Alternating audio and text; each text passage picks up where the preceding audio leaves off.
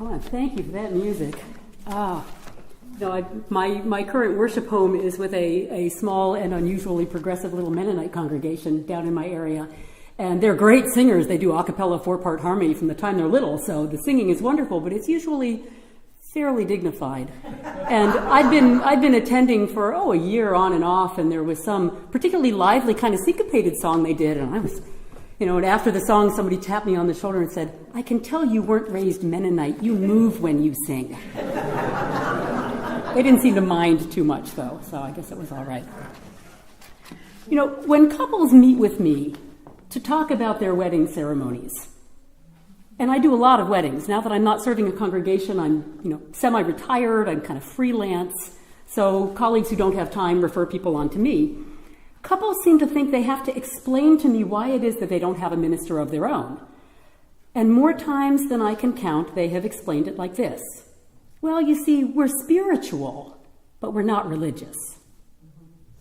Spiritual, but not religious. You have certainly heard that phrase. You may have used it to describe yourself. I learned not too long ago that it's an official category you can check on Match.com. And before you go texting my husband, no, I was not on there. It came up in a conversation I was having with a single friend who had checked it. Now, we could spend all morning arguing about the definitions of the word spiritual and the word religious, but we're not going to do that. I know Unitarian Universalists love to get into parsing meanings, but I'm reminded of that bit in Lewis Carroll's book, Through the Looking Glass, when poor Alice winds up in this absolutely bewildering conversation with Humpty Dumpty and challenges the way he's using his words. And he responds, "When I use a word," Humpty Dumpty said in a rather scornful voice, "it means just what I choose it to mean, neither more nor less." So I'm playing Humpty Dumpty this morning. I'm asking you, not scornfully, but hopefully, that you'll go along with me as I define these terms. And all I'm asking you to understand is that that's the way I'm using the terms this morning. You don't have to define them that way for your own use. You don't have to agree with my definitions. Just understand that's what I mean as I use these words so we can all be on the same page during the sermon. In my experience, most people tend to use the word spiritual to describe an individual personal journey or experience. Religious, on the other hand, tends to connote a more structured and organized experience. So that's the primary difference I'm using when I talk about them this morning. Now, spirituality and religion can coexist very nicely. For some people, their religion, the organized structure within which they operate, provides the framework within which they then can develop and explore and experience their individual personal spiritual life. Others prefer to explore that spiritual dimension of their life outside the framework of any organized religion. Of course, people often equate the word religion with rigidity and dogma and religious conservatism, all things of which we tend to be perhaps rightfully skeptical.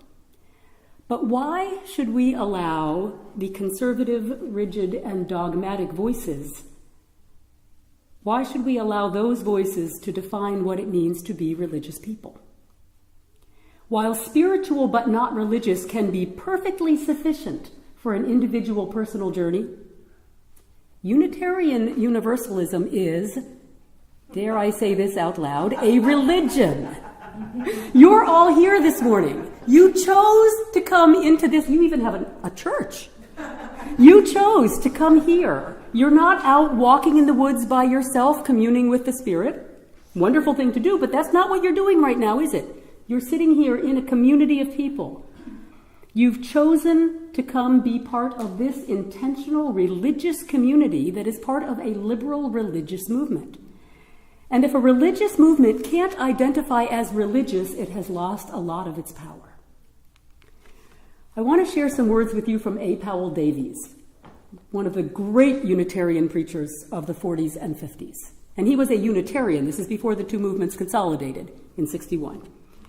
Davies wrote in one of his sermons, "The religion that says freedom from ignorance and false belief, freedom to seek the truth, both old and new, and freedom to follow it. Freedom from the hates and greeds that divide humankind and spill the blood of every generation. Freedom for honest thought. Freedom for equal justice. Freedom to seek the true, the good, and the beautiful. The religion that says humankind is not divided except by ignorance and prejudice and hate. The religion that sees humankind as naturally one and waiting to be spiritually united. The religion that proclaims an end to all exclusions and declares a brotherhood and sisterhood unbounded. The religion that knows that we shall never find the fullness of the wonder and glory of life until we are ready to share it. That we shall never have hearts big enough for the love of God until we have made them big enough for the worldwide love of one another. And then he goes on to say, as you have listened to me, have you thought perchance that this is your religion? If you have, do not congratulate yourself. Stop long enough to recollect the miseries of the world you live in, the fearful cruelties, the hate, the bitter prejudices, the need of such a world for such a faith. And if you can still say that this of which I have spoken is your religion, ask yourself this question: what are you doing with it? Sadly, those words are just as relevant almost 60 years after they were written as they were when Davies was preaching. Now, he wasn't one to mince words. He was passionately committed to his religion, the religion of Unitarianism. He knew that for us to have an impact in the world and to be a meaningful partner in any kind of religious or interfaith dialogue, we had to claim our power as a religious movement, and he was unapologetic about it. He didn't say, someone in my congregation told me that this is how he explains the church, our church, to people. Well, we're not really religious. We're sort of religion light. Davies claimed religion as a positive and powerful force and claimed his place in it. Now, it's completely understandable to me that many of us are uncomfortable with the label of religion. Many of us have experienced religion primarily as something restrictive or disrespectful or oppressive, or even abusive. And religion is commonly defined as some specific set of particular beliefs and doctrines. And because that's so often how we hear religion as defined, a set of beliefs or doctrines, it can be hard to imagine that religion can be something much bigger and more fluid than that. But I'm convinced that religion is much more than a set of prescribed beliefs. I've been a Unitarian Universalist all my life. I am deeply committed to our movement and to the communal nature of our explorations, the importance of our coming together to explore our spiritual world.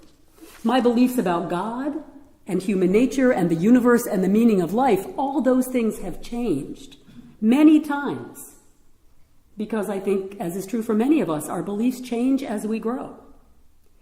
I have been fiercely atheistic throughout long segments of my journey.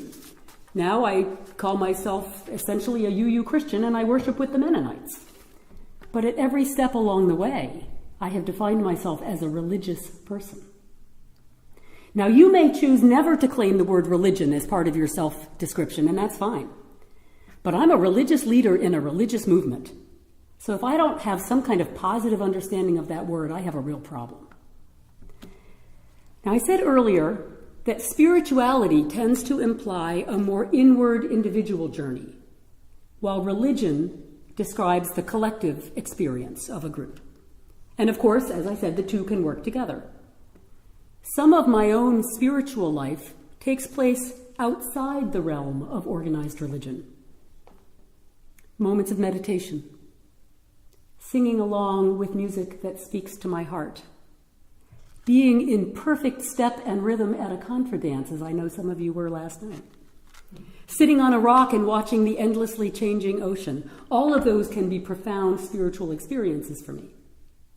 But much of my spiritual life takes place within the context of a structured, organized religion. When I sing hymns with a community of fellow seekers.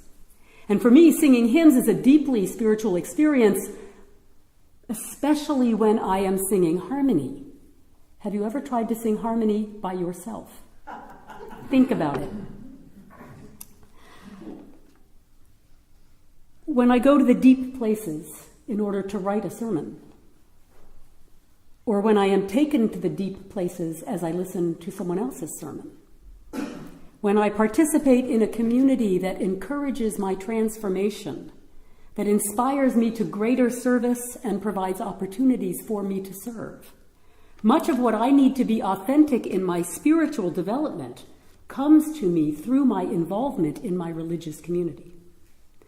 So for me, the fact that I have a religion, Unitarian Universalism, and now also I have two religions, because now I'm also a Mennonite, that gives me a home, gives me a framework, and a community within which I can explore and deepen my spirituality. Now, not all people need a religion within which to do that, but I do. And I think many people do. I'm guessing that at least some of you do, because after all, as I said, you're here this morning. The religious scholar Houston Smith once said, "Religion gives traction to spirituality." Religion gives traction to spirituality. And I love that image. It gives us the structure and support to do the things that we want to do and we know are good for us. But some of us need a structure and a discipline that helps us do those good things. We need some built-in accountability. We need a community that calls us back to our best selves. Religion both challenges and supports us in our efforts to live out our spiritual values. I can't do that by myself. So I've begun by suggesting that spirituality and religion can really be two sides of the same coin, one more personal and one more communal. Even if we accept that distinction, there are plenty of people who still wouldn't call Unitarian Universalism a religion, mainly because we don't have a common set of beliefs and we don't require a belief in God. How can you be religious if you don't believe in God? Have you ever been asked that? Most of us have been asked that. So what does make us a religion? What are the characteristics of religion? I know most dictionary definitions do begin with reference to a belief in God, but they also go on to acknowledge a much broader understanding having to do with systems of beliefs and practices and ethical values that are not necessarily theistic. Several of my colleagues have come up with beautifully succinct definitions of what it means to be a religious person. The late Forrest Church said, "Religion is the human response to being alive and having to die." Religion is the human response to being alive and having to die. Galen Gingrich said, "In my view, religion is constituted by two distinct but related impulses, a sense of awe and a sense of obligation." Religion is constituted by two distinct but related impulses, a sense of awe and a sense of obligation. I'll come back to that.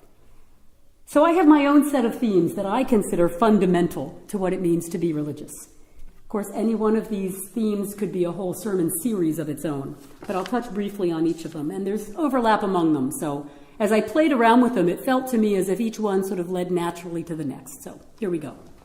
First, community. One element of religious life is the choice to come together in an intentional, covenantal community. Obviously, there are lots of communities that are not religious in nature. But when we join in religious community, we're bound together by the promises that we make to one another, by our way of being with each other in a way that secular communities often are not. We don't do it perfectly, of course, but we lift up the building of that community and the spiritual health of that community as part of our reason for being.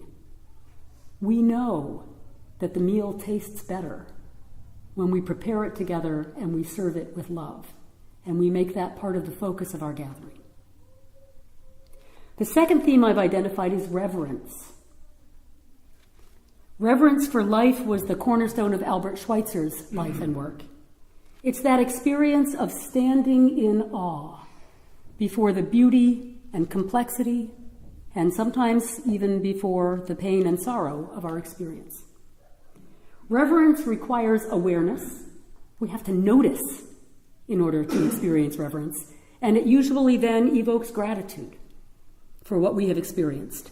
The experience of reverence does not depend on a belief in God. That quality of reverence, of being awestruck by what we encounter in this astonishing world, is equally accessible to theists, humanists, people of all religious affiliations or no religious affiliation. It's a universal human religious response. And so it's something that can unite rather than divide people of different faiths. Then through that experience of reverence, we begin to experience another dimension of what I think it means to be religious. And that's a connection to something larger than ourselves. Some of us use the language of God or the Spirit to talk about that experience. For others, it has to do with recognizing and experiencing our own place in a vast cosmos, this huge, complex, natural world in which we live. For still others, the emphasis might be on the deep connections among human beings and the community we form together.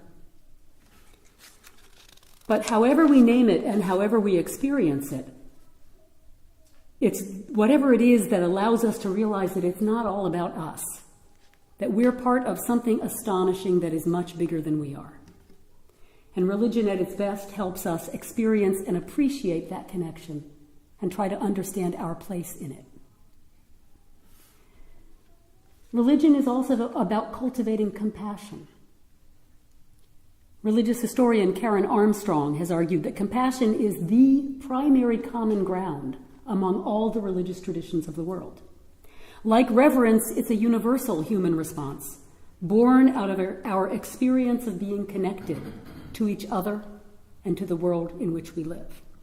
So these things all build on each other, because if we've truly experienced reverence and connection and compassion, then I think we're led naturally to my next point, which is the desire for service, to be of use.